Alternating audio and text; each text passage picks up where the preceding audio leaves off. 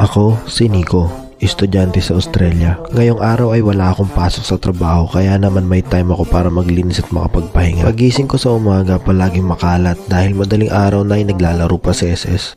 SS nga pala ang pangalan ng anak ko. Maraming ibig sabihin kung bakit SS ang pinangalan ko. Isang rason na dito ay dahil mahilig ako maglaro noon ng Mobile Legends kaya SS. Kasama ko dito ang mag-ina ko, si Angel as a de facto ko, kaya lang wala siya ngayon, nasa work siya. Ibig sabihin nga pala ng de facto ay nagsasama na kayo kahit hindi pa kayo kasal. Allowed yun dito sa Australia. May nagtanong kasi sa akin kung allowed ba isama ang pamilya kahit international student ka lang. Yes ang sagot, basta anak at asawa o girlfriend ang kasama mo. Pero syempre kailangan nyo din patunayan na legit ang pagsasama nyo, kailangan nyong magbigay ng pruweba. Sobrang daming halimbawa, i-comment nyo na lang kung gusto nyo malaman. Dati pangarap ko lang makapunta ng Australia. Nagustuhan ko dito kasi malinis at maganda yung health benefits nila. Short story lang, galing ako noon ng Qatar. Ang trabaho ko doon ay office waiter, taga-serve ako ng tsaa. Hindi ko malimutan, pinirmahan kong sahod noon sa Pilipinas bago ako umalis ay 2,200 reals. Pero noong dumating ako sa Qatar ay may pinirmahan na naman akong kontrata, tapos iba na ang sahod namin. From 2,200 reals naging 1,500 reals. At true to life experience to ha. At ayun na nga, ginising ko na si SS dahil pupunta na siya sa toy room at kailangan ko na din mag-exercise kahit papano para hindi ako magkasakit. Alam ko makaka-relate yung mga OFW natin, yung tipong di ka pwede magkasakit. Sobrang hirap magkasakit sa abroad. At ayan, habang tumatakbo ko ay hinahayaan ko siyang maglaro para kahit papano nababantayan ko pa din siya. Pagkatapos kong tumakbo ay kailangan ko naman alagaan ng mga bata dahil aalis ang kuya ko at walang mag-aalaga. Gustong gusto ko nga nag-aalaga ng bata. Mahilig kasi akong gumawa ng bata.